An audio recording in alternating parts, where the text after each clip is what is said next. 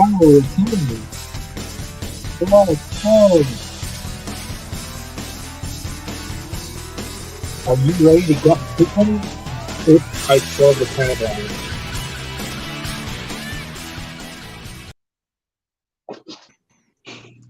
Howdy ho! We're all back, we're all having fun, and it's time to rock. Today is going to be an interesting day with a lot of people and a lot of fun. I don't know if we're interesting, but there's a lot of people. That statement is factual. I mean, that alone is pretty interesting, right? Dude, the fact that we got so many people is already interesting. Full House. The what was it? The comic equivalent of Full House. There you go. Yeah, one more and we have a Brady Bunch, but I was thinking that we need that elusive ninth square. Here, add the extra one. The one that has like no mic, no camera, just to finish off the square. Just there you go. Not that one. So we're gonna start off with our pal Russ here because we've been following the Game of Tunes and of course the bloop battles, and we've been getting it wrong this whole time. So Russ, tell everybody what's going on, who you are, all the good stuff. Go for it. I'm Russ. I'm Game of Tunes. You can find me on Instagram. Right now we're running bloop battles where these little characters fight it out, and the winner gets made into a pin. So yeah, it's fun. Everyone gets to vote, and it's a new round every night. All right.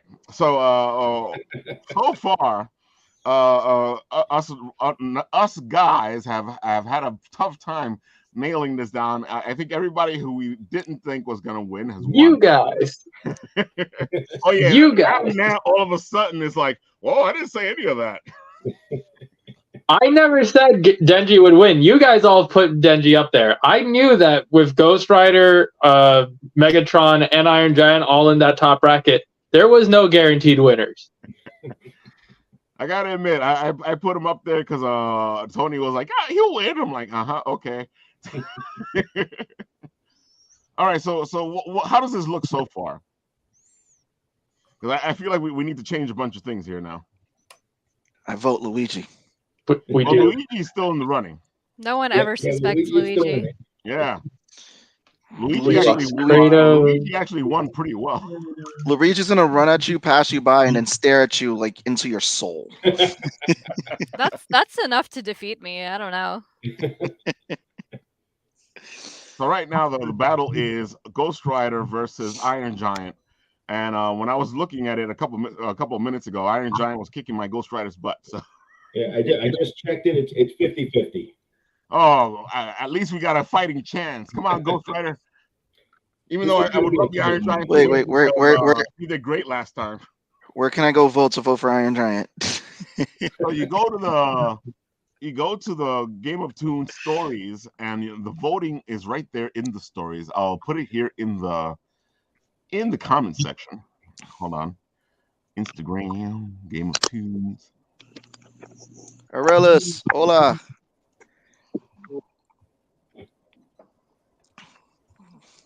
So this is what we have right now. Out of what's there, what do you guys feel? I'm going Luigi. Yeah, I second that. Yeah, I'm beginning to get the feeling that Luigi might have a win at this, especially because he's in the movie. Voiced by the awesome Charlie Day. Oh man. Like, are we thinking Luigi goes into likely to win or guaranteed win? Is anything ever really guaranteed? Exactly. According to Tony, it was Denji. Yeah, Tony said it was. I have to admit, he was like, "Oh, of course, Denji's gonna win." I'm like, I don't know about that. It's a tough one because I thought that Kratos was honestly going to win that battle. I was hoping Kratos. I thought Kratos was going to make it to the finals, but dude, I gotta admit that's the one that actually Tony called. He was like, "It has to be Wednesday." I'm salty my homie Megatron got kicked out. It was no competition.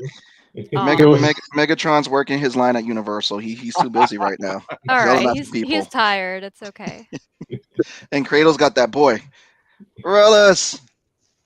I mean, I think the only other one that really got beaten that bad was Ghost Spider versus the Flash. The Flash Like, had that no chance, man. The Flash had no chance. Yeah, that was a rough one. That was a rough one. And it's all because of Ezra Miller. Poor Flash. See, I guarantee you, if it was Grant Gustin, he would have won. But because we got Urza, Yeah, I gotta admit, and it's not just because my daughter wants Luigi to win. I just like Luigi really did a good job in that fight he did. Luigi does a great job in everything. I mean, he's a Ghostbuster. He's a plumber. the thing is, in a fight between Luigi and Ghost Spider, who's winning? I'm I going don't know, Luigi man. all Ghost day. Rider has to get past this round first. I'm going Luigi all day, bro. He's gonna look into Ghost Spider's soul because he has his own pen and stare that rivals Ghost Rider. Especially when he hits you with that tortoise shell. Ooh. Oh, so that's what he does. He stares into your soul and distracts you, and then hits you with the tortoise shell. Got it. Oh, Exactly. So he was like, "Look at me, I'm so beautiful."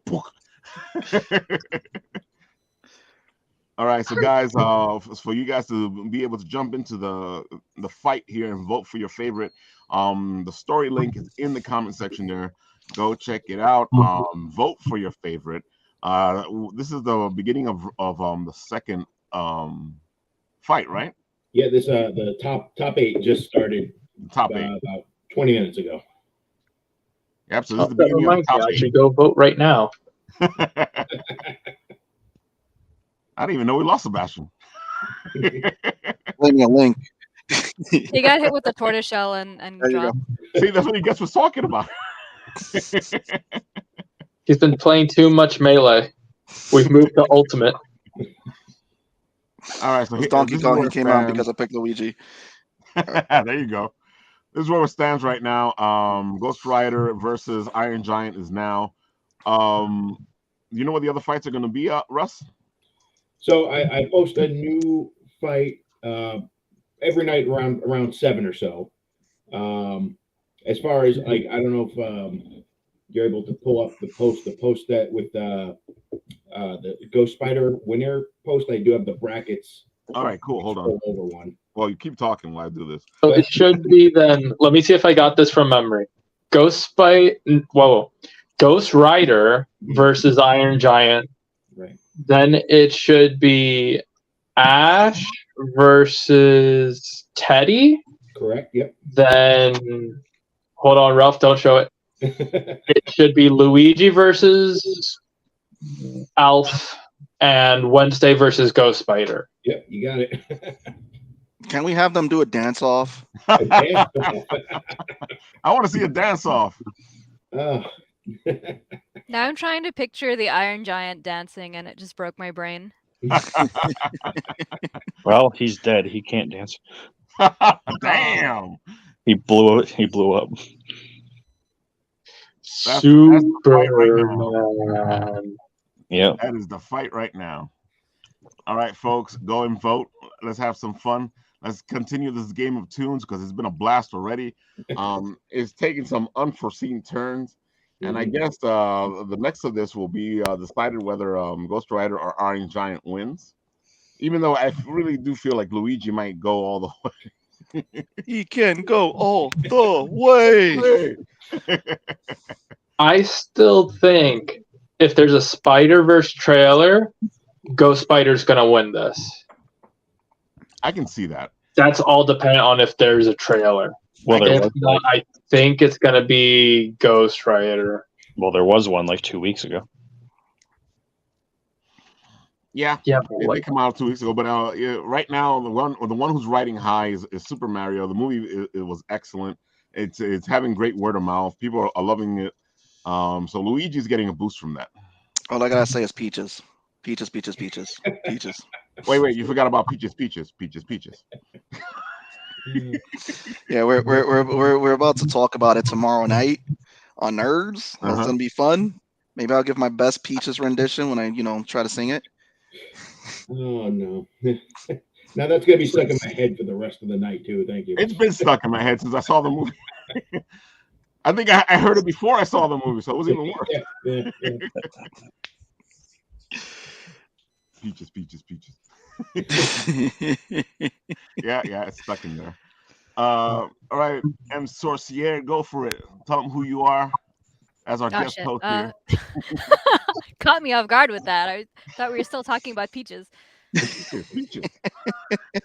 I love you. Oh yeah. Go ahead. I'm sorry. No, that was a great distraction. All right. It was. Gave me a moment to get my composure.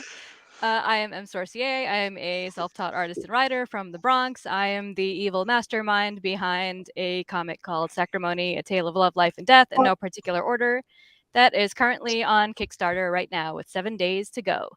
It is the story of a teenage girl who died, but then she got better. And the catch is that she has no memory of her past, she has magical powers, and no idea why she has demon wings that she now has to hide from society. Sounds fantastic. Thank you. Dude, every time you give me the tagline, it just cracks me. I'm glad. I just love it. She got better. I'm like, oh, cool. She did, yeah. I wish other people would get better from deaths, Yeah. And of course, I'm enjoying my book back here. Let me bring it in a little bit so you guys can see it a little better. Oh, that looks familiar. Oh I yeah, don't know, Ralph. Can you screen in? Can you zoom in more, Ralph? Come on, man. No, Bring man. it up, bro. Come on, bro. Oh, there we go. It's a show too. Love you, Ralph. There we go. Look at that beautiful cover. Yep. Who did that? Who made that book? I don't know, Sophia. Can you tell us a little bit about it? It is the misadventures of Buddy and Friend, and it is the story of two bumbling idiots trying to save the world from a demon invasion and doing a terrible job. Because they keep rolling one. Yeah, it basically reads like a D&D campaign where everyone rolls a 1. You had me at bumbling idiots. That's it. Shut up. Take my money. Ah, relatable. All right, Mr. Sebastian, tell them who you are. Our little guest here. Just a schmuck. Well, anyway. My name is Sebastian Bonet. I am an artist, self-taught artist, writer. Currently, I am the creator of Concrete Combat, which is releasing on Patreon. Chapter 2, Part 2 drops this week. It is a cyberpunk fantasy world, also inspired by my many exploits into the world of D&D. I play also a D&D character named Kyver in the ongoing podcast called The Medusa's Cascade. I am a lovable character in there. And I am 1/4 of the Nerds Around podcast, live every Tuesday, 9 p.m. Eastern Standard Time. Me, Val, Law, and Tone, we talk about fun pop culture stuff. Sometimes we have a random guest on, and tomorrow we're going to be talking Super Mario. So that is me in a nutshell. So you're chaotic neutral then, yes? As a lovable character. I'm just chaos incarnate. Perfect. Yes, he is. He is chaos incarnate. That's why we enjoy him so much at the conventions. Shh. Can't tell everybody. Find him at the conventions. You'll see stuff. Ah! All right, Alan. Tell them who you are, what you do, all the good stuff. Let's get this ball rolling. I hate this because my credentials are way more boring than everybody else's. Like, I just kind of smash my head against a keyboard and hope a comic book comes out, which is how I got. I guess that's how I got started on the two comic series that I'm working on is Pocus Hocus and Grandma Chainsaw, and we're talking about Grandma Chainsaw here today because we currently have a Kickstarter running for it. Yeah, right there it is. Yeah, it ends in 11 days, and it kind of it does what it says on the label, right? It's about a chainsaw wielding grandma, but we promise you there's a lot more than that goes on in the book. Dude, I gotta admit, like after looking and reading through issue 1, I was like, what the? So we do. I want to add something, Alan. I mean, it seems like you and me have something for grandmas because in D&D I was going to make an NPC called Mad Abuela, Okay. and she was going to beat people with her chancla. Oh, was she gonna was she skilled with her chancla? Oh yeah, Okay. I mean, you know Abuela, she hits you with the chancla no matter where you're at. She can look one way and it just still hit you. That's it. I like if Abuela pulls out the chancla, you know that you're a Ghana. I know Oh, how yeah. it works. Yeah. I like that. But what hits you with the chancla? You know you're a Ghana. Yeah. But yeah, I mean, like I said, it's a fun book. It's kind of our love letter to all the horror movies and stuff that we grew up Nice. with. We have Evil Dead inspirations. Obviously, Texas Chainsaw Massacre. I think we even throw in some Nightmare on Elm Street, some Exorcist references. So we just try to have a blast with it. And obviously, with a title like Grandma Chainsaw, we can't take ourselves too seriously. So it's just a fun book, man. And we hope that you guys want to check it out and jump in on the pure insanity with us. And yeah, we also have a PDF on here for free. It's a free view of the first 8 pages of issue 1 if you're kind of wanting to jump in and kind of curious about what we have going on. And you Love guys the should artwork. take that up. It's an amazing little book. There's no words for this thing. It just takes your breath away and your head if you let it. Well, thank you. Yeah. So what you're scrolling through right now, it's our main cover, and then now this is one of our variant covers by Kit Wallace. We wanted obviously a heavily manga inspired cover, so we think it's cool. And then we have our action one, kind of a throwback to like a 90s horror movie poster by Ruben Mocho. And then we have our next cover, and this is our Sajjad Shah cover. Ah, That is beautiful. glorious. That is Love glorious. Dude, this thing just says what the book's about. Yeah. This grandma's not giving you candy. Yeah. And then we have our Geek Collective cover Damn. there. Oh, nice. So this one is available in metal and hollow foil. We'd like to try to do that with every campaign. We limit it just to 30 of each, just so that way it kind of keeps like a fun, like little collector's item for everybody. And here's the preview of the book. Mm-hmm. So we obviously we start off with the Dead Squad because this is we pick right up where issue 2 left off, with our surviving people running into a group of unlikely monster hunters, and we just had so much fun writing this because this is the culture that we're in, right? And it was just it was just a blast. I gotta admit, I was kind of surprised at these monster hunters. Yeah, so that was one thing that we strayed away from whenever we were really pitching the book and running the circuit and everything, because we didn't want to give away the ending because people were going to be like, oh, this makes total sense, or oh, this is one of the dumbest things I've ever read. So if you thought of one or the other, then we did our job. Oh, I'm telling you, when I got to the end and these monster hunters showed up, and then the type of monster hunters that they are, and I was like, what the? Yeah. We definitely just wanted to turn our brain off for a little bit and just have a blast making these people. And then, of course, the next page we're about to see here is our title page or our chapter page. She's knitting with human skin, and it says Part 2. And we felt like that was kind of on brand for where we were going with this. Oh, thing. that's clever. I didn't even notice that. Because That's we're pretty we're cool, man. dark, sick, and twisted. I appreciate it. Yeah, hey, no Love it. problem. Also, I love your tagline that evil has a perm. Yeah, it just kind of makes sense, right? And I like to talk about this too. Oh, look, you can join the Dead Squad if you. I don't know why anyone would want to, but it's a possibility. So you can join. You can be an honorary member of the Dead Squad in this campaign. So I feel like that doesn't bode well for you. no, it definitely doesn't. But hey, be a risk taker, right? Are they equivalent to red shirts? That's all I have to ask. They're whatever you want them to be. That doesn't make me feel any safer. But no, it's one of those things too. Like, we like talking about it. But I was raised by my grandparents, so this was kind of growing up with that of. That huge generational gap too. And we were able to throw that in there with some of the writing, with obviously obeying your manners and trying to be respectful and just how they would see certain instances. So, yeah.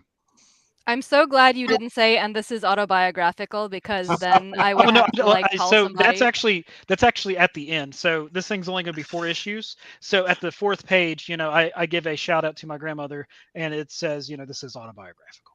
Oh, okay. Yeah, so sorry to ruin the ending okay? for everybody. Yeah. I'm actually recording live to you guys from hell. So, yeah, I didn't want to give all that away yet because we're not supposed to reveal too much about the book. But yeah, unfortunately, this is what it is. dude, this is just a fun ride. Like, you go through the first issue. It's like Evil Dead on crack. Wow. Oh, that's a good pull quote right there. Yeah, we need Add to that go ahead onto and your use that. campaign. Joey, did you write Dude, that if you down? want, you can use that one. I I'm love writing that. it down now. Yo, All right, thank you, if you have me come up to your table and you say it's like Evil Dead on crack, you'd be like, shut up, take my money. Here's my wallet. Take all my Exactly. cards. Should've Here's done- my accounts. Listen, Yep. I thought we were so clever by making Evil has a perm. We just got to use Evil Dead on crack. We just got to be more on the nose, right? Dude, man, like I'm reading through the first issue and I'm going, what the hell? Who the? And I got to tell you, when you get to the last part and you're so surprised by the guys, it was like, what? Yeah, that was the effect that we hoped that we were going to have, but we didn't know how it's going to be received, But yeah, like I said, we're having a blast writing this thing, and we hope that you guys just have even just a little bit of a blast reading this thing. Then that means we've done our job. And it's funny because it does have an Evil Dead feel to it, but at the same time, it's not Evil Dead. Yeah. So Yeah, no pun intended. We tried to make it its own beast, right? Oh, it is. It definitely is. And I can see all the bows to all the bits and pieces that you put into the book. Mhm. And it plays well, but at the same time, this is its own entity. Dude, I'm telling you, this is Grandma Chainsaw. There's no other way to describe Aw. Yeah, I hope that one day we can, that's the thing, right? Everyone wants to have that one thing that they're kind of known for, right? And ours just happened to be like a grandma with a chainsaw. So we'll see what happens. I gotta admit, this gives Pocus Hocus a run for its money. Oh, well, thank you so much. Yeah. We were kind of scared about it because it was such a departure from Pocus Hocus. It totally is. And we didn't know how it was going to be received. Speak of the devil. Yeah, we just kind of ran with it, and we're just happy with how it turned out. And of course, you got the tier where you can catch up on all the good stuff. Mm-hmm. Yeah, that's the big thing that we always try to build our Kickstarters with. We try to make it eligible for new fans and old fans to come in at any point and be able just to pick up at wherever they want. And that's that's always just so important to us to do it that way. It's important because I find that a lot of companies don't actually do this, and I'm like, dude, why didn't you put your other book in here? I'm like, I didn't think about it. Yep. Yeah, we definitely have to do that, right? Because we're still growing and we're still learning. And yeah, like I said, this is our second series. We're up to issue 5 on Pocus, and we're rapidly approaching issue 3 of Grandma Chainsaw. Dude, you got some good stuff going on. Keep up the good work. I was looking forward to this. We love Pocus Hocus, and I have to admit, if you're sitting there, and I can see why you were worried, Pocus Hocus and Grandma Chainsaw, no similarities. Yeah. Yeah. Pocus Hocus, for those of you first coming into this, it's a Faustian tale. So it's about a magician who sells a soul to a demon to have actual magical powers. And then it's just like a wild ride and a journey through hell and going through that on his quest to get a soul back. And Grandma Chainsaw is not that. It's very brutal and just in your face with how we want to approach it. Dude, you do a great job. And Joey, I have to admit, I see you have a hand in here, getting all this out there. Let the people know who you are. Give them your spiel while we're over here talking about Grandma Chainsaw. So I'm just the guy that gets yelled at by Alan. Yep. So he tells me, nope, do it better. So you have to excuse me. I'm kind of getting over sickness, so my voice might go out. But no, I am the founder and CEO of Geek Collective. We started out as a podcast network, and we moved into the world of comic books and Kickstarter, and a lot of that kicked off with Alan and Top Hat Studios, where I gave a lot of input. We had friends and mutual. And then we got together and started building this stuff together, and things kind of just went off. And now we're getting dipping our toes into the publishing space. So we're doing all kinds of real fun stuff, but with Top Hat Studios, we work with them as their public relations and marketing representatives, and we do all kinds of really great stuff. We also build their campaigns, and we offer all kinds of really great stuff. We have podcasts, we have live streaming, we have comic books that we're doing, and creators that we work with as well.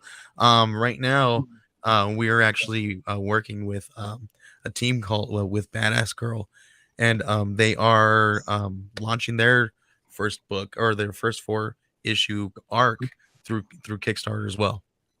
And right now, that's what we're doing. And there you have it. Badass Girls at 1,139. 31 backers, 17 days to go. Then you still need to get to 3,000. So, folks, come on, give them a hand. Help them get to 3,000. You know, it's important. Yeah. And this story follows a young woman who, after an alien invasion, was orphaned in the wilderness, and she was trained and brought up by the mysterious Qing Shi, and trained in the way of kung fu, and reunites with a friends of a village, and has to kind of rescue them, and she's a reluctant hero kind of a thing, and comes in contact with the local tyrant Rana Valona, and so I don't want to give anything else away, but some awesome, fun, badassery happens, and she has to save the world. So we got all kinds of really great stuff, and we kind of thought, if it works, why not break it? So we kind of use the same kind of thought process here that Top Hat Studios does. We want to give away a free issue. We want everything to be affordable. Right here, you're looking at the Brian Belondo variant cover. Brian Hey, Belondo, I know that guy. He's the artist for Pocus Hocus and Grandma Chainsaw. Nice. So, and he did a cover for us. And then we also have the holofoil available as well in the campaign. We also had a really cool artist do another variant for us, which was Dexter Wee. He works with Immortal Studios. Right now he's doing the interiors for War Lion. Really, really good looking stuff here as well. I know exactly what War Lion is. Yeah. Ralph, you do too. Yeah, and we wanted to offer a metal trade paperback cover. And what's really fun about this trade paperback is we're going to do a completely full wraparound. So the artwork goes all the way to the back as well. We're offering that. We're offering all kinds of really great stuff. And here the whole issue is, the whole first 4 issues are done and completed. We literally have some ready to, we have some stockpiled, we can go to distribution tomorrow if we had them to print. So I have the first 4 issues here up on my wall already. So it's a really fun story. And once you get to the interior pages there, you'll see that the artwork with Brand Garvey's artwork is so cool. And here's the wraparound. Ooh, That's beautiful. that is beautiful, man. Whew. Here we go. And these preview pages, man, Brand he's done a really great job taking this this story here and bringing it to life. It's really gorgeous. Yeah, this looks beautiful. Very cool stuff. It gets a little gory here in some places. But Like Grandma Chainsaw gory, or PG-13 gory? It's a little bit more PG-13. Okay. I mean, maybe a little bit of on the eyes there, because that guy's eyes were popping out of his head. So, but yeah, we kind of get this is the first issue, so you're able to actually download the first issue and read it as well, and kind of get yourself into the story a little bit. That looks really good. And just like we did with the Grandma Chainsaw, we wanted everything to be very affordable, so you're able to get everything at a really reasonable price. That's pretty cheap, yeah. Yeah. It's almost like buying it at a convention. Yeah.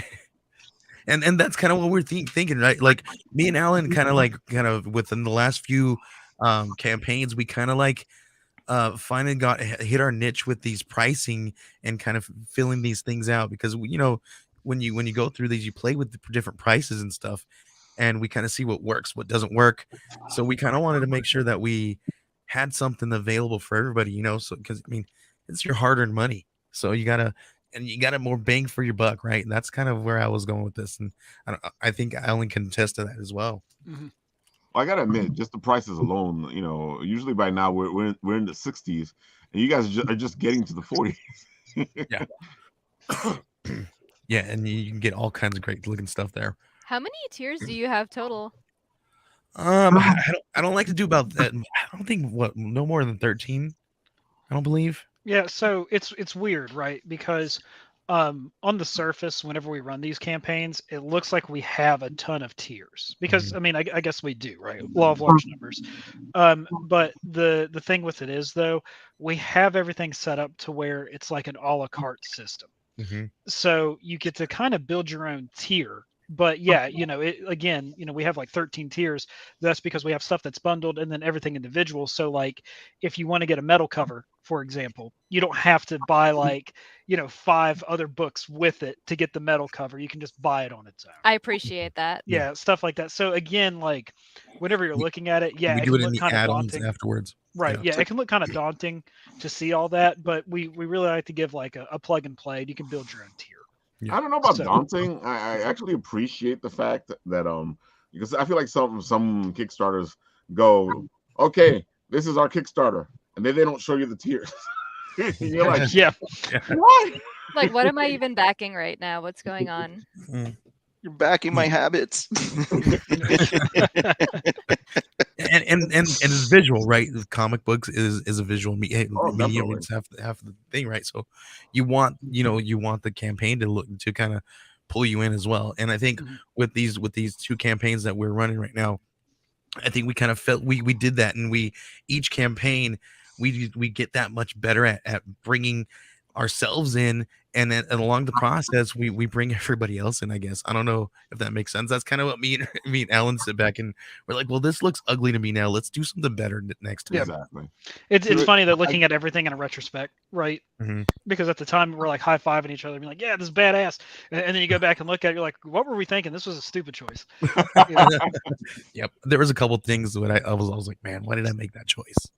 I have to say, like, I've been liking this because sometimes what happens is you get into the what do you want to pledge with, and it tells you what it is, but at the same time you're like, what am I looking at? And they go, oh, this is the variant 4/4 or whatever, but I have to go back and check out which variant was it I want. I'm so happy they added the pictures. The new feature, yeah. Oh my god. It's great when you get into variants and it's like variant AA, variant like BA, and you're like, how many variants are there? And that's one of the things that we liked to kind of keep to a minimum in our campaigns. I mean, except for the last, Pocus Hocus campaign. Yeah, we were kind of celebrating with that one from where it was our second. It was our second arc, right? Alan's so like, we were just like, let's go crazy. He's like, here's another cover. I'm like, dude, are you serious? How many we have? But not enough, Joey.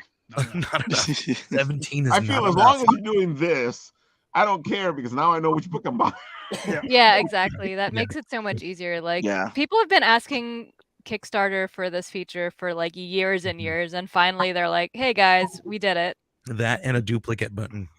Oh my god, yeah, seriously. But from what I'm seeing here, like how you guys have your Kickstarters laid out, it's pretty simple to really look through. So you guys really did make it visually friendly for those who are viewing the page, because they've covered a lot of Kickstarters, and I can say I've seen some where it's just like, what am I looking at, dude? Like, where is your stuff? Like, you guys really have it nailed down with the visuals. And I think everything that everything that you guys see on here too, like we said with the build your own tier, everything's an add-on. So our add-on list is huge too, but that's because we just kind of break down all the tiers that way. So that way, if you just want to get, I don't know, cover A and then metal cover C, you can just do that yourself. You don't have to like back, like the huge tiers and stuff like that. Right. You don't have to buy like 5 variants just to get one metal cover. Right. And one thing that you in these campaigns, I don't know if you guys noticed, but there's not a lot of text. There's not a lot of copy. Right. and where the copy because is, people get bored. yeah, right. And what we did was we used dialogue, we used fonts, right, and we used it within the graphics itself. And I think that was one of the biggest choices that we made this time around that we didn't do last few times was we took out all the written copy completely out, and we just did it within the graphics itself. And we think that a lot of people kind of liked it and they noticed it. Mhm. Well, yeah, because when you want something smooth, you want something that's easy to look at. You want to support this thing. So why are you making it so difficult for me to support? Izzy. Yeah, and then I don't know if this is important to people. Actually, yeah, you talked about it before. We try to implement a trailer with our stuff because sometimes I don't know if it hurts or helps a campaign having a video or not, but we have one on ours just so we try to make it like just a fun little horror movie vibe to it and just set it up like a trailer for the whole It thing. does. Let me see if I can Yeah, actually play that. I can honestly say like there are trailers that have, like I said, we've covered a few Kickstarters, and there are trailers that can make or break a Kickstarter because like if you do a trailer and you don't know what you're doing and putting it out Right. there and losing your audience in the trailer, they're not going to want to read the page. Right. And it's like, some Kickstarters you just don't need a trailer, just throw it out there, explain it. If you don't know what you're doing and cut in a trailer, don't do it. Right. Because again, that's what's dissuaded me from some Kickstarters. I'm like, I don't know. Let me see if my computer will agree with us and play this thing. Let's go. Never does. I believe in you. Oh, it worked.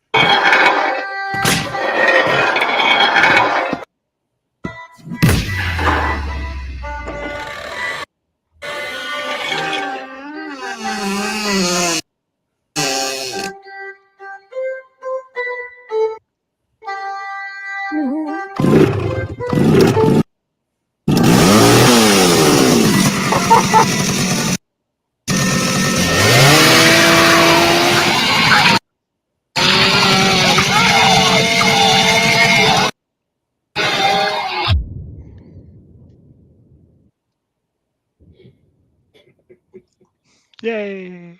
I would love to see that as an animation. That was beautiful.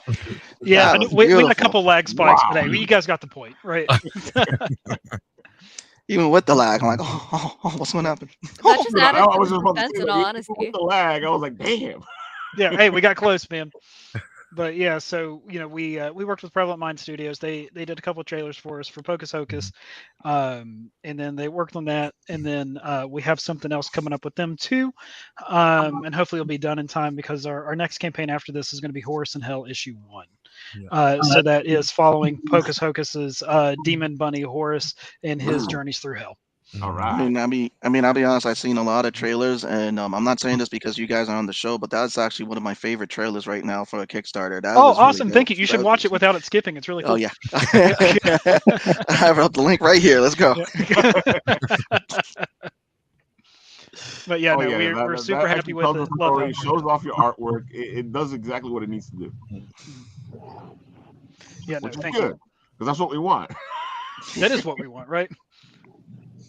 Because sometimes you either got somebody talking too long or somebody showing too much stuff. Yeah, and that's always like, it's hard, right? Because we're also passionate about what we do and our products and the creativity that we bring because, not only are our comic books a way for us to express ourselves, they're also very expensive and time consuming. So we also want to try to get that point across too. Like we're putting our financials into this and we're putting ourselves into this, right? And a Kickstarter video like we were talking about before, you got to be careful too, especially when you build your campaign, because if I click on someone's trailer and I see that it's 5.5 minutes, my attention span is not there. I'm so sorry. And if obviously everyone expresses themselves differently, but if your campaign starts off with a 4-paragraph wall of text that's like, when I was a little boy, I've always dreamed of becoming a comic book maker, and we don't see anything about the book until then, I'm sorry, but I'm just scrolling past it. I'm so sorry. I'm a jerk. No, you're not. There's so many videos. I'm like, I gotta stop right here. I can't. Yeah. I can't. Like, I don't want to hear from when I inspired you when you brought this hot dog from this vendor on the corner of the street of and then it was such a nice little snowy day, and then I was like, still 10 minutes. Yeah, and that's the thing, right? It's a fine balancing act, you know what I mean? But and marketing is hard. Campaigning is hard. Everything's hard. Comics are hard, but we love them and we do them because we love them. Yeah, definitely. I say the best advice I was ever given in comics was one guy told me, you're gonna learn art, you're gonna learn writing, do marketing. Go learn marketing, go learn business. Mm-hmm. And another which I want to give a shout out to Mark and Alex from Wayward Raven. Many moons ago, they did a whole convention. It was an outside panel of New York City Comic Con for Creative Aftercon, and a bunch of us was there, eager-eyed, thinking like just sitting there like with our pads, waiting for like the key thing to get into comics. And they said, if you get into comics, don't get in it for the money because you're gonna be broke. It's about your passion, and you guys definitely are putting your passion out there. And again, I want to congratulate you guys on this project, man. Yeah, thank you. That's a definite, and that's why we like putting people on here that have this passion. You can see the passion in their projects, and it helps sell the project, and I tell this to people all the time, dude, just put your passion on display. Once the people see your passion, they're gonna go, I want to check that out. Mm-hmm. Yeah, you can obviously tell when something's made out of love rather than something's made for a quick cash grab, right? That's definite. We've seen a couple of those projects. Yeah, those are the ones that don't even say like how many pages their comic is, like no graphics or anything. Yeah. Buy the book, make me some money. Yep. Like donate $15,000 to my campaign. Like, wait, what? You only got $100. Yeah, right. It's like their first campaign. They want like $15,000. I was like, you only got 2 days left. And it's like a 20-page book. Like, yeah. I've seen those. Well, I have to admit, I've seen a lot of these projects where, especially sometimes some first timers, where they'll put this ludicrous amount, and I understand that you're actually probably putting the amount you need to make the book happen. There's times you got to figure out, okay, I need to get this funded, and then we'll work on getting to where we need to go. And most of the times we tell people all the time, put a realistic funding goal. Make it something that'll give you a good amount of money, but at the same time get you started, because once you're funded, then everything's about getting extra money. Mm-hmm. I don't think they take that into consideration, though. I think a lot of people come in and they think that just Kickstarter is like instant money because they're seeing how much money everybody else is making, and they're like, oh, I can just put a book up and get like 200 backers and like $8,000, and it's like, no, you really got to work for it. It's ridiculous. Yeah, 100%. Because and that's the thing too. I think that's one thing that I had to teach myself early with Kickstarter and campaigning. Don't look around. You can see what other people are doing. Just focus on what you're doing. Yeah. Because all of us are so different, and every project is so unique.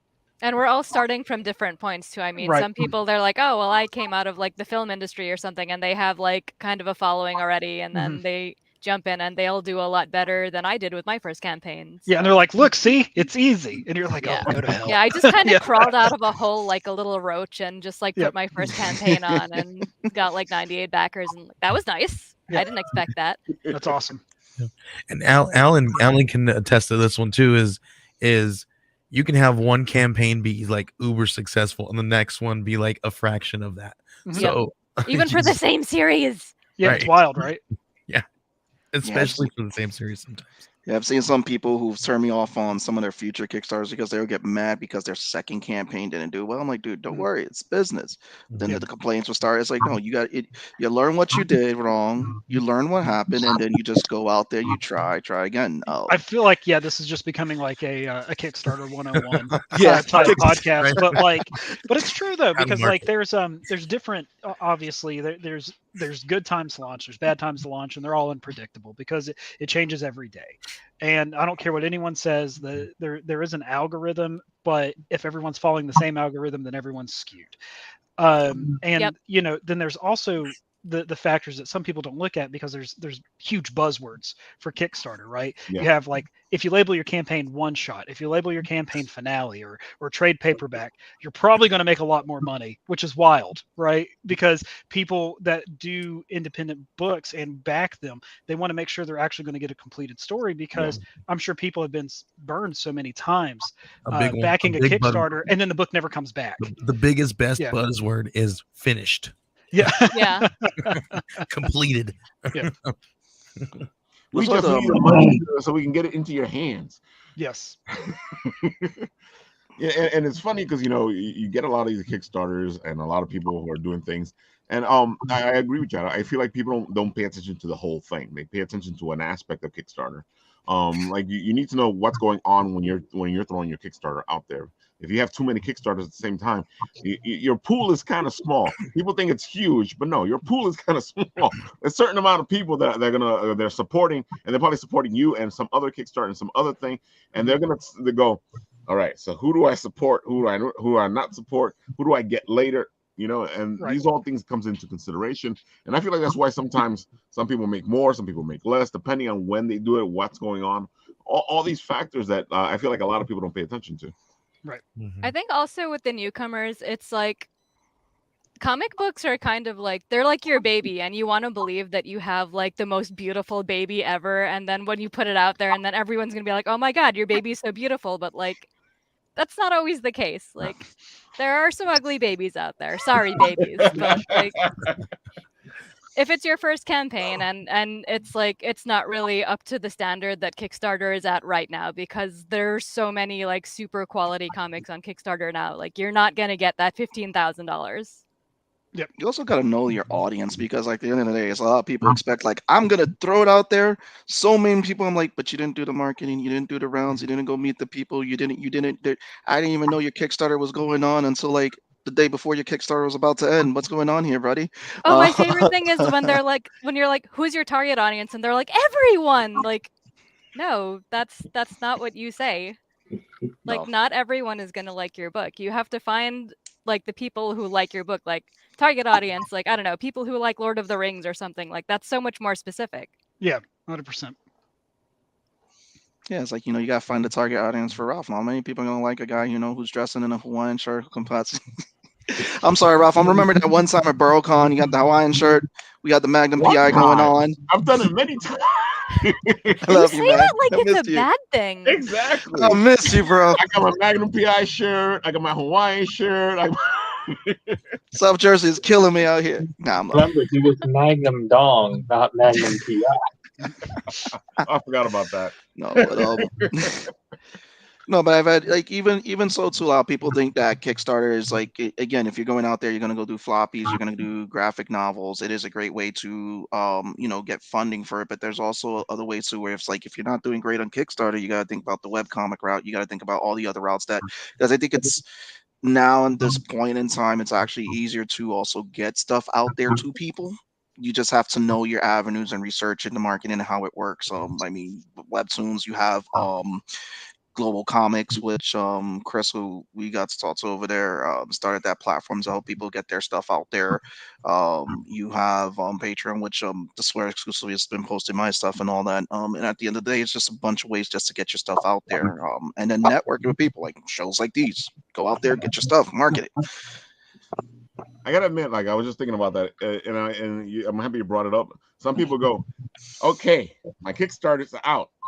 And I posted a couple of posts. Now I'm gonna wait here, and all the money's gonna come in. And I'm like, dude, I didn't even see your post. Do you know that there's an algorithm that works against you when it comes to putting out your Kickstarter post out there?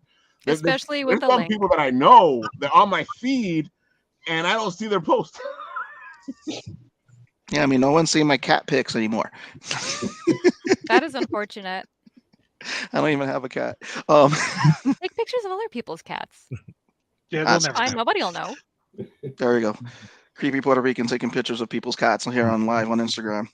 You know what? I'm here for that.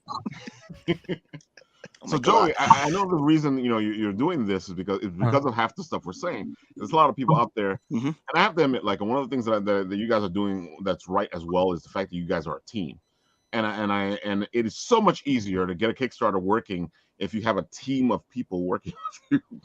Mm-hmm.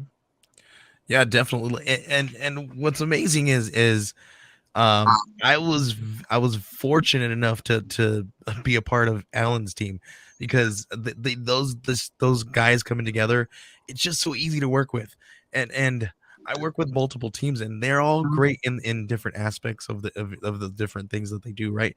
But there's just, I don't know, it's just weird sometimes when there's just something unique about the Top Hat Studios guys that just every time that they just, there's just something that just fits when you ask them, and you need some things, and I think it's more because each of them has an absolute passion for everything that they put out there into the world.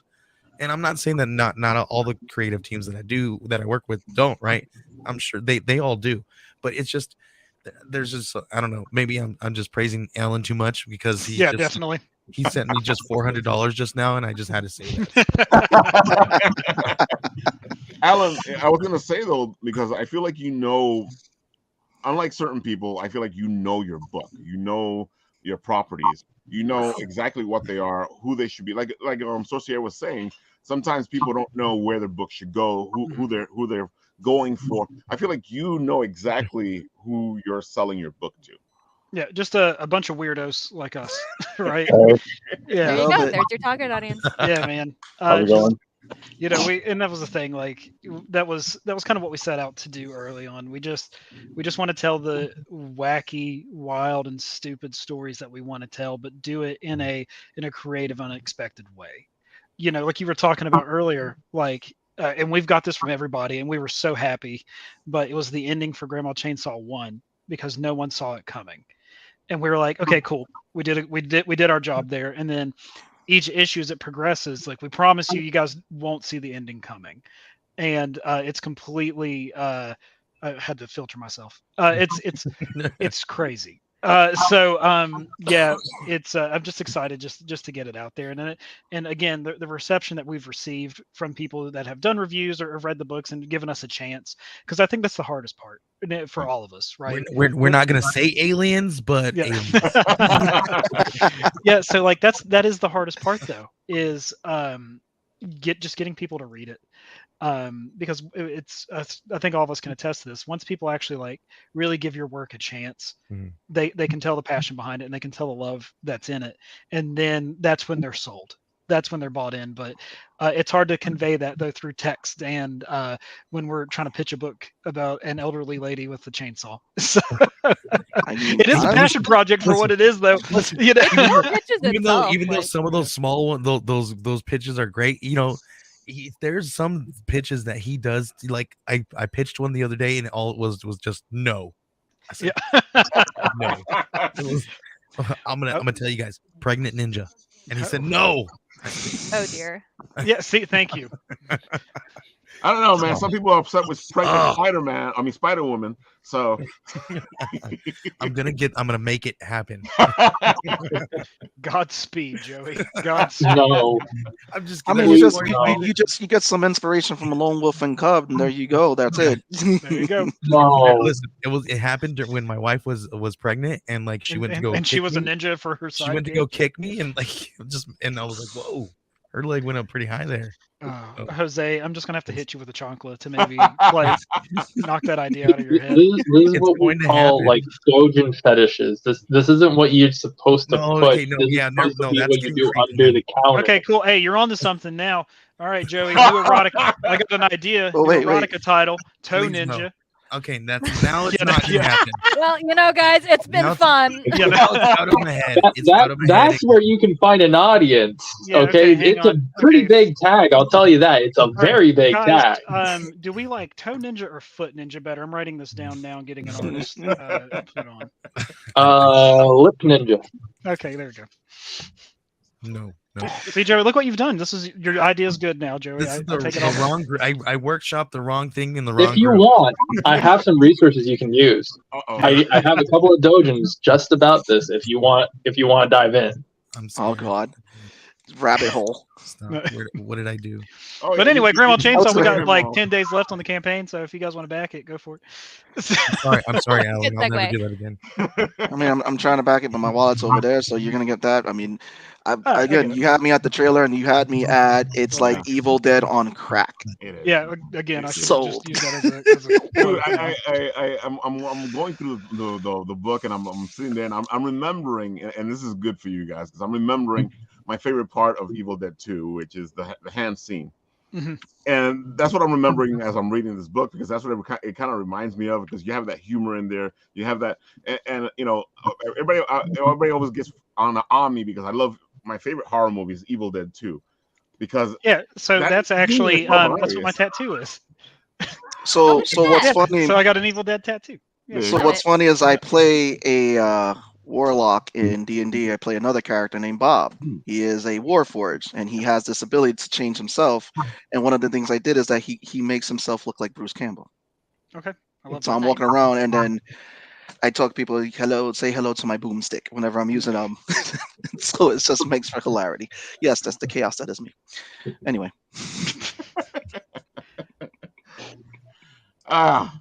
Yes, we're geeks. How could you tell? Nathan, stop. But listen, all I'm gonna say, 431134. No, stop. That's all you need. And so see, half of them don't even know what that means. Well, I figured it was one of those things like if you have to ask, you can't afford it. So I just didn't. Oh no! He's given numbers of yes, that's the don't look at this on the bus type of website. Yeah. So yeah, what I was gonna say was that I feel like you understand your audience as well, just like Alan does, because when you sold your book, the one up here, and I have to admit, you sold it to me really well. The whole idea of it's a book about what happens when you roll one. That just sold it to me. Because I was like, as a D&D player, we've had those campaigns where everything goes wrong. Yeah, I remember my bestie constantly rolling a 1 and hitting me with a chromatic orb 3 times in a row, and like almost killing my character. And I'm like, yep, these vibes are going into this comic. Oh my God, yeah, and I feel like that one of the things that we do need to know is we need to know our audiences. We need to know who else is going to enjoy this besides ourselves, because we're our best audience as it is. But we need to know who else is going to enjoy this. Why are they going to enjoy this? And I feel like, Alan, you don't dumb it down. You don't. I don't know about that, man. It's because you're giving me way more credit than what I deserve with that one. No, but a Faustinian story, dude. I sat there and I said, "Damn, that's guts, man." Because I could swear the audience would be like, "Faustinian, what the hell is Faust?" Listen, I mean, I'm gonna be real. You guys got one of my favorite stories. You got a grandma with chainsaw that's right up there with the zombie Moby Dick Kickstarter too that I got some back. So it's right there. I love it. I love these concepts and these stories I'm hearing. I'm like, yes, I can't wait to read it. Let me get my grubby hands on it. So there you have it, Alan. You have a lot of fans. No, thank you guys. I appreciate it. We all seriousness, I always want to say thank you to everybody, because we can all attest to this, because it's kind of wild whenever you have people supporting your hobby. Mm-hmm. And that's how, that's where you really see the love, right? Because whenever we launched our first campaign, which was Pocus Hocus #1, it was crazy because it did okay. And we saw a lot of names on there that we knew, right? Like friends, family, oh, how cute, Alan's making a comic book, right? One of those deals, right? And then it's kind of cool whenever you finally break from that and you release your second issue, and then you're being seen in a different light and taken more seriously through other creators. So then we saw names that we've never seen before, and that's like such a good feeling, right? Like that's the feeling where you know that you're finally making an impact and actually getting your foot in the door a little bit. That actually goes back to what was being said before when people were complaining about like, oh, my first campaign did so well and my second campaign didn't do those kinds of numbers. But it's because like, it's your first book, your friends and family are going to come out and support it. But then, when the second one comes out, they're like, oh, I already gave you money. Like, you don't need this anymore. Yeah. Because they're not fans. They were just doing it like to support you in the beginning. But then like once they drop off by like the second issue, then it's like you're kind of on your own. Yeah, but that's it's not a bad thing. It's just that like you It's finally enduring. know like where you really stand and like what you have to do from there. But that's key, right? Though, right? You want to create that. And if we were talking about creating your community, right? You want to create a community who's going to back you like your family would, right? And that's one of the biggest things that me and Alan are always talking about is the way you do that is, how would you do it? It's you call grandma when you really don't want to, right? Or you go see a friend that made a really bad joke about pregnant ninja, and then you go but you still just love them, right? And that's what you do. You create this community who backs you up no matter what. Joey, I got a new thing for you for pregnant ninja. No, please don't send them. The baby controls the mother like a Megazord. It's the baby doing all the fighting, controlling the mother. I have the dojo for that one too. I have the numbers for that specific one too, Sebastian. Nathan, oh God. I agree. It sounds like Ratatouille. God, it reminds me of a meme I saw forever ago, and it just said, if two pregnant women fight, is it considered a mech battle? I saw that one. And it had me thinking. As long as the Power Rangers music hits right there, go Power Rangers. Hey, speaking of that, I'm going to be doing a show on the coming up. About what, Joey? We got that Power Rangers coming out, right? Then you do? Always. So me and a couple of friends from Geek Freaks are going to be doing a live rewatch, and we're going to discuss the whole show, the first episode. So, and it drops on the 19th, I think. So, and then we're going to do it on the weekend. So, stay tuned. Check our local social media listings. It's going to be fun. That's what the geek is doing over here. The nerd of the round is doing a review of the Mario movie. Oh yeah, we're doing tomorrow at 9 p.m. We're gonna have Sam Vera from from Catch the Craze on. We're gonna talk about his Kickstarter. There's an alien in my toilet. Talk about his time in Puerto Rico, and we're gonna be talking about Mario. That's gonna be a lot of fun. So I see we're at the top of the hour here. Alan, and we'll start with Alan. Do all of the places they can find you. We know the Kickstarter, but hit them with everything else. Yeah, definitely. So obviously Kickstarter, like we said, and then you can find me on Twitter, and that's @ChapsOfFury. And honestly, the best way to stay in touch with us is follow us on our newsletter, and that is thetophatstudios.substack.com, or just follow us on Kickstarter, so that way you can be notified about all the wild and crazy projects that we have currently going on, and some that are coming up. All right, Joey, your turn. Well, you can find me right here, geekcollective.net. If you guys are wanting to launch a Kickstarter, or if you need some help with your Kickstarter that's already, all that good stuff, hit us up. If you want to be podcaster, all that stuff, hit geekcollective.net. You can find us also on Kickstarter. Follow us there. We have Badass Girl dropping this month. We also coming up in, I believe, in June-ish, I want to say, we're going to be doing another Kickstarter with the Black Cotton team attached. We have Damian Becton writing the story. We have Francisco Zamora Jr. Doing it as well. The book is called Remember, and that's going to be dropping through Kickstarter in sometime in June. So you guys are gonna want to definitely stick around for that one. I'm gonna be doing a little bit of more stuff on that one. I'm gonna be taking over some design duties on some of those things. If everything works out. So we're gonna be doing a lot of really great stuff with those guys. So much more things coming up with Top Hat Studios. We got the Horse in Hell campaign coming up next, and after that we're going to be doing a couple of things. Are we going back to Grandma Chainsaw after that, Alan? We're trying to decide if we're going to do Pocus 6 or Grandma 3. Okay. So we're kind of tossing that up right now because it's that thing where you're starting to get the itch because Grandma Chainsaw is only going to be 4 issues, and we're halfway through it, right? So we want to go and get the trade paperback out, get the end of the story out, and then we can keep going with Pocus from where it's an ongoing series. But what's awesome, if you guys aren't noticing what Top Hat Studios doing, they have Pocus Hocus, right, and then they have Grandma Chainsaw. That one's going to be finishing very soon, as they're doing on the second one. They have Horse in Hell coming out, right? So that that one's going to taper off as well. After that, we have another one slated that's going to be being written very soon. And another you one. want to drop the name on them, Ellen? Oh, what, Deacon Dan's famous chili? Deacon Dan's famous chili. Yeah. So that one's in the pipeline as well. Yeah, it's Can we get like a short summary of it? Yeah, so it's about a church deacon named Dan, who has he's won the church chili cook-off every year for 13 years, and he's got a secret ingredient that we all come to find out what it is. Uh-oh. Oh God. Yeah. So shut up and take my money. Keep an eye out for all kinds of more gonna be deranged disgusting. stories from Top Hat Studios. Yep. I You hear love that, it. Jay? They're after us. I feel like Alan just wants us to keep giving him money. Yeah. That's why I just said, Jay.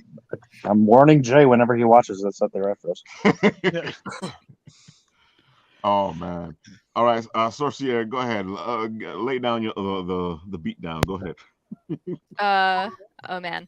Well, I've got a Kickstarter going on for Sacrimony, A Tale of Love, Life, and Death, in no particular order, and that's sacrimony.com/Kickstarter.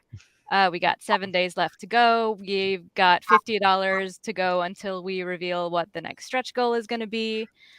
And you can find me on Twitter and Instagram at Matta Sorcier. That's MATTASORCIER. Yes, folks. Sorcier does some great stuff. Go check it out. Beautiful fantasy stuff here. Believe me, I bought her book back here, and I just love it. And do yourself a favor and pick it up.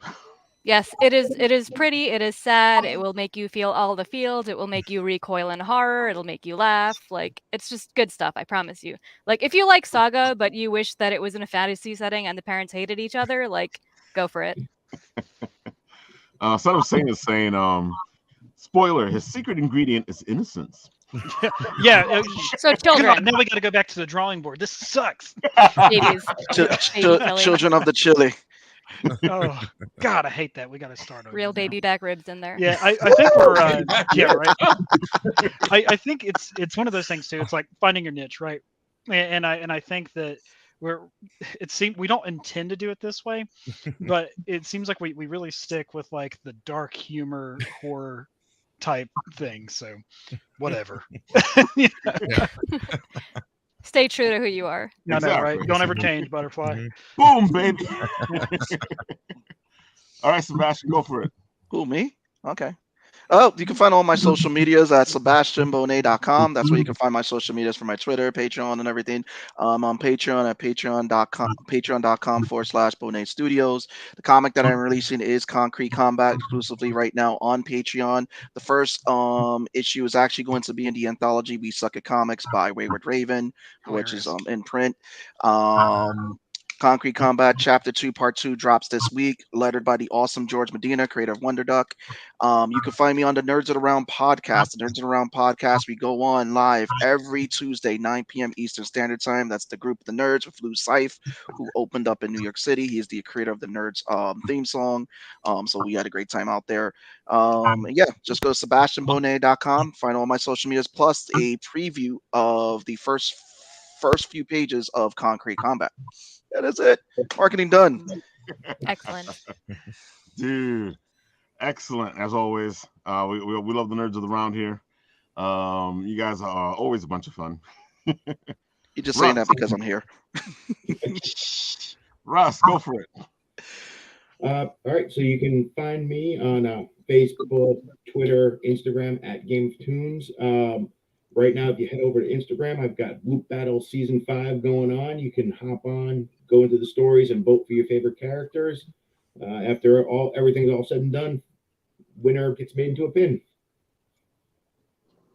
There you go, folks. Make sure you go check it out.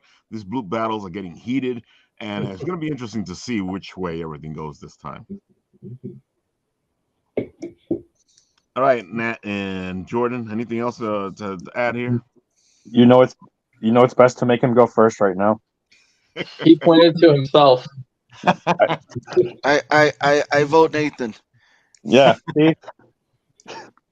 You sure? You sure about that? Yeah. All right. 418365. No. I knew it. There you go. Gee. He There broke we go. the internet. There you go. There you go. I broke the internet. Oh my God. All right. There's too many Kickstarters to name, damn it. So, Well, at least you got helped. There's two of them right here. I know. So, yep. Go back this book. We can't see the book. Yeah, you can. Look at that. There you go. That's our number one. I know. So, yes, go back Grandma Chainsaw. Go back Badass Girl. Go back Murder Bukkake. Go back. Oh, jeez. Gaslighters. Go in the future back Right or Wrong 2nd edition. Yeah. Too many. Go on to the source point. Brian Belando's art book. I'm not sure if you're ready for that, Angel.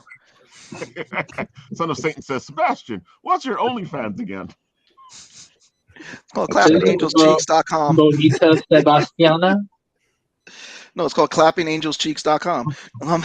Beautiful. I love Angel. Angel, shout out to you, brother, too, man. Extended family to you and everything. I know he had the addition to his family, the little munchkin. So a lot of love to you, brother. Miss you too, man. My favorite OnlyFans is the Rabbit Shadows. Oh, Shadow Rabbit. Of course, we can't have a show without talking about Shadow Rabbit. Even though we never hardly bring him up. We always bring Shadow Rabbit up. We bring up Floof more than we bring. I don't know, man. I feel like I'm always talking about the Shadow Man himself and his amazing work with his beautiful clay figures. All the stuff that he puts together. He makes dreams into reality. Go check out Mr. Shadow Rabbit himself and his amazing work that he does, all from his beautiful little hands. Dude, sculpting is so hard because it's like when you're working on the back, then you mess up the front, and then you go to fix the front, and then you mess up the back. And it's just a terrible time all around. So props to him. Dude, yeah, Shadow does amazing work. He does a bunch of stuff. Go check him out. He's always getting really creative, as you can see here with the Shadowmare logo, and the fact that he actually put lights into it. Yep. Just wait till you find out his favorite numbers. I knew you were going to say something with the numbers again. There goes the lights. None of you guys are going to read them. I know that. I forgot them ages ago. I guess if I have anything left, if you don't have a local comic shop, or if you live in Tennessee, Nirvana Comics in Knoxville, Tennessee. They have a thing through League of Comic Geeks' app if you want comics. And shout out to Triangle of Truth. So. And you have it, folks. I think that's everything. I am so happy you all joined us. This has been an interesting conversation about Kickstarter and all the plethora of things that you need to know to get your own Kickstarter going. I hope you've all taken notes out there, kids, because there'll be a test on Wednesday. Gosh. With that, we'll do what we do here on Bit and Apple, which is I press the button and stuff happens. Not like what usually happens.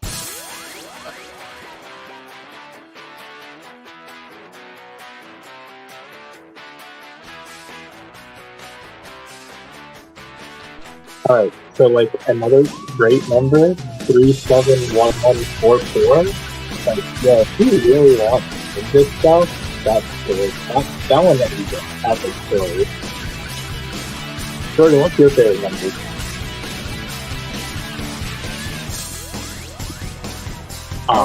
Don't worry. Talking to you. Don't worry about it. Jordan's there. Jordan's I heard it well enough. Come on, what's your favorite number? None of that. Who has a favorite? All I know is this thing is going really slow. All right, folks. It always is. Bit and Apple and all the crazy stuff in here always happens. Adios, amigos. Of course.